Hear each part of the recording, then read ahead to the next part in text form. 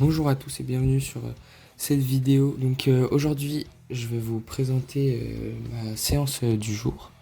Donc j'avais besoin d'un peu de challenge, donc je me suis dit que j'allais faire 300 pompes en moins d'une heure.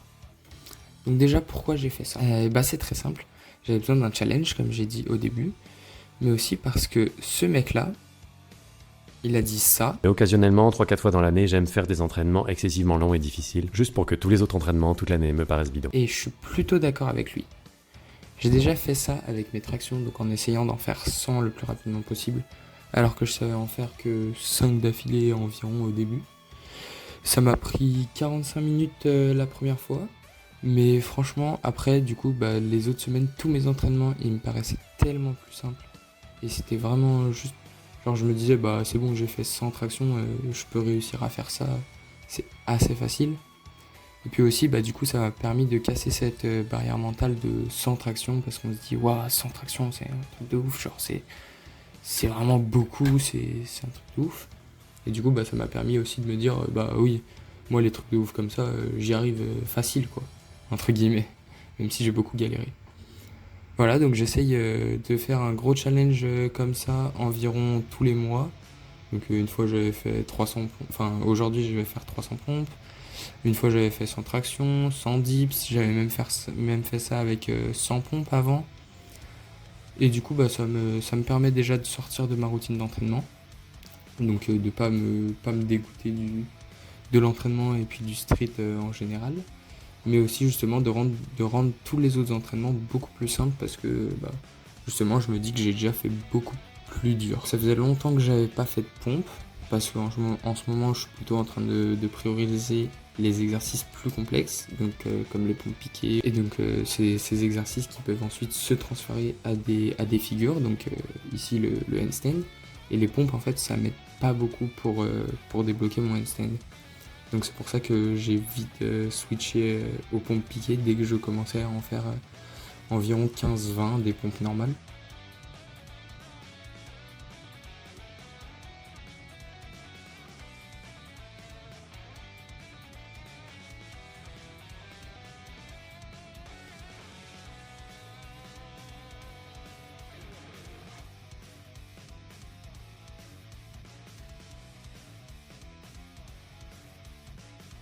Donc, je suis arrivé à 100 pompes plutôt facilement. Franchement, je me suis dit que ça allait être très très tranquille les 300 pompes.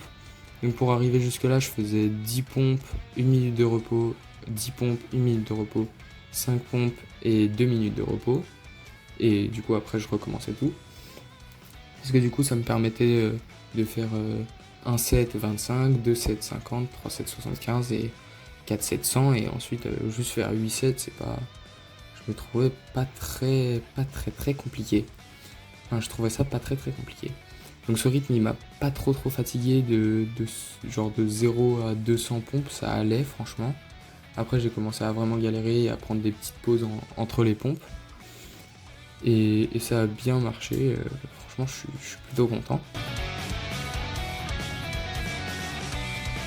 Et du coup entre le moment où je faisais des pompes et maintenant où j'en fais plus du tout, j'ai développé beaucoup mes dorsaux, donc en faisant des tractions et tout. Du coup, quand je descendais en pompe, mes bras ils frottaient contre mes dorsaux. Donc ça me faisait un peu mal, j'ai dû être un peu irrité, mais bon voilà. Du coup, j'ai un peu écarté ma prise. Donc j'ai écarté mes mains, voilà. Et j'essayais aussi de pas descendre les bras le long du corps. J'essayais de faire un petit angle, voilà, pour justement limiter le frottement. J'ai aussi enlevé mon t-shirt, déjà parce qu'il fait 37 dehors. Et du coup, et qu'il n'y a pas d'air, genre. Et du coup, c'est aussi pour réduire les frottements avec mes dorsaux. À la fin, du coup, comme j'étais fatigué d'avoir fait déjà 250 pompes, j'ai décidé de faire les 50 dernières pompes en EMOM. Parce que du coup, mon rythme d'avant, j'arrivais plus à le tenir. Genre mes 10 pompes, je les faisais en 2 fois. Et du coup, je me suis dit, autant tout diviser par 2.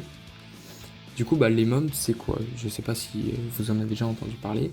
Ça s'écrit E-M-O-M. Donc déjà, les lettres, elles veulent dire every minute on the minute. Donc traduit en français, ça veut dire chaque minute sur la minute. Ça veut dire qu'à chaque minute, vous allez faire un nombre fixé de répétitions. Donc ici, c'était 5. Et du coup, à chaque minute, je faisais 5 pompes, puis je me reposais jusqu'à la prochaine minute.